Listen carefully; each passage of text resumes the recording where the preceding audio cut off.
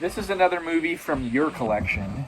You say that with such But I remember disdain. watching this in theaters with you when we were The newly heck? married. 2013, The Secret Life of Walter Mitty. Did I buy that? Starring Ben Stiller and directed by Ben Stiller. Why are we on like a Ben Stiller Because lately? it just, I don't know. This is one of those movies that's fine. a feel-good movie. And I feel like this is a revisitable movie. Oh, And this movie this is a remake, by the way. So the original film came out in 1947, The Secret Life of Walter Mitty, starring Danny Kaye, from the Sam Goldwyn from MGM. His grandson had a hand in trying to get this made. This movie, for the remake, get this, because I dug deep on this movie. Okay. This movie dates all the way back to 1994. So... Really? Yeah, Wow. It was interesting. So, but really quick. So this movie has a 114-minute runtime, directed by Ben Stiller, came out in 2013, the year my first son was born, and so we talked about the 1947 version. In 1994, Goldwyn was trying to get them to remake this movie, and Jim Carrey was signed on to star with Ron Howard to direct. And then that fell apart. The movie then goes to DreamWorks, and Steven Spielberg was set to direct, and Jim Carrey was back on to star. Wow. That didn't happen. Then, in 2003, the film was set to be directed by Gore Verbinski, I think. No, still Steven Spielberg. But this time, since Carrey had left the script and everything, Owen Wilson signed on to star. And then creative differences happened, and he ended up leaving. And Scarlett Johansson was going to play the Cheryl character alongside Owen Wilson. No. So they both left.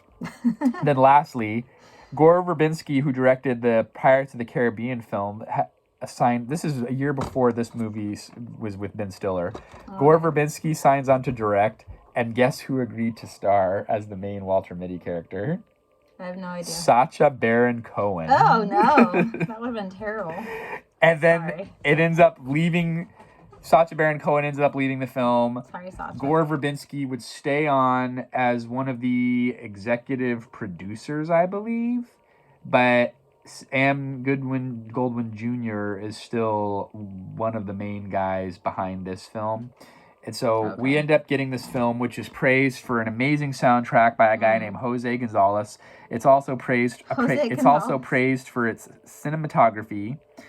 And are these random people that you're quoting? I'm just taking it from the Wikipedia article. Oh, okay. It's very polarizing reviews. This movie was hugely successful. It came out Christmas Day of 2013. It had a $90 million budget, so it was quite expensive, but it went on to gross $188 million at the box office and is commercially successful. It's an alternate reality film. So the Ben Stiller character, Walter Mitty, works for Life magazine in the negative archives, processing film negatives for the weekly publication of Life magazine. And this movie, again, is set in modern times, 2013. Life magazine suspended weekly publication in 1972. So it's an alternate universe. It's fictional. And it kind of reminds me of Scrubs because he's having lots of JD moments from Scrubs where he's drifting off into his own mind and having all these fantasizes alternate like a lot, realities. So. And I have yet to watch the original, so we will have to watch this VHS. I've never seen that. We'll have to watch this soon and talk about it. Is that the right word? He has like daydreams. He has daydreams like JD and Scrubs. Fantasize. Well, kind of. So daydreams, yeah. He daydreams a lot. The movie, I think the score that is reflective of rewatching it. I rewatched this movie so many times. True. And it is a great film. It's a fun film. Patton Oswalt's in it. Kristen Wiig plays the Cheryl character. Which is very well cast, I think. The critic Rotten Tomato average, I think, is wrong. 52% critic average. That's but terrible. 50,000 audience members have submitted their reviews, so they're 71%. So I would still say they're in the threes. But IMDb, anything above a 6 to me is good for them. 7.3 out of 10 and 4.8 out of 5 with 1,300 Google reviews pouring in. And I think I'm going to be a 4 out of 5 on the Walter Mitty movie. I think Yeah. I think it's a classic of the If we're doing teens. half points, I guess I'll go 4.5 out of 5 Wow. because it's pretty dang good. It's Sean got Penn, beautiful Shirley scenery. MacLaine. There's some great Um, cast. There's a great cast in this movie. Yeah, it's just gorgeous scenery and good character development with the main guy, Walter Mitty. He's this guy who's never really gone out on a limb or taken any risks. He's never really done anything or gone anywhere. And he wants to find love, but he's trying the online dating, but right, and eHarmony. And was that when the Patton that's where he got kind of first coming out? And stuff? And that's where he gets connected to Patton Oswalt as like his concierge, helping him talk about matches and building his profile. Right, and that's kind of a big part of the movie. But also, he's like really interested in the Kristen Wiig character. And she's a single mom. Right, he finds her online, but she also just started working with him, and they did a detailed recreation of the Time Life office as it existed in the 60s.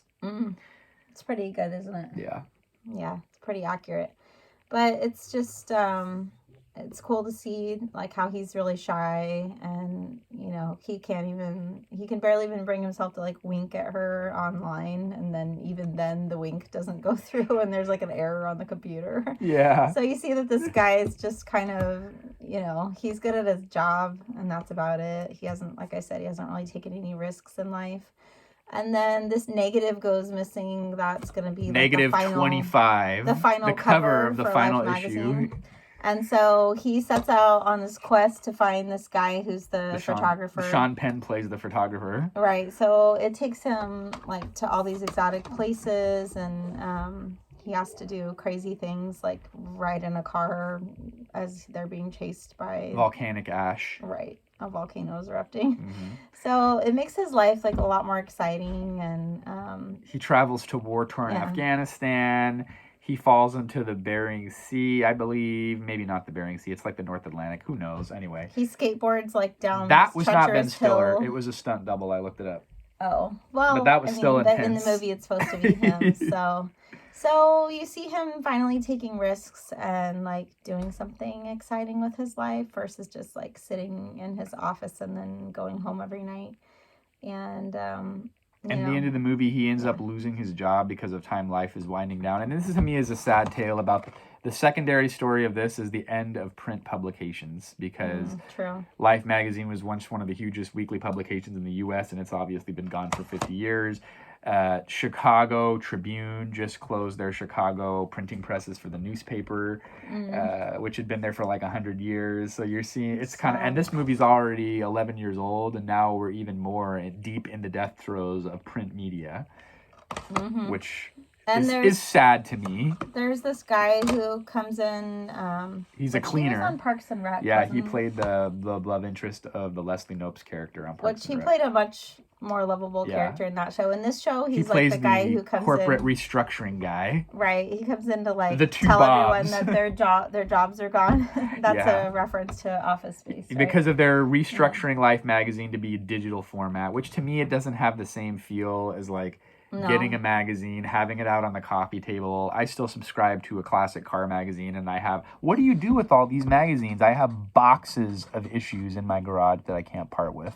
Can you say hoarder? Basically, but I'm kind of a hoarder too. I have other magazines. I have crochet magazines, quilting magazines, Pioneer Woman. So we still believe.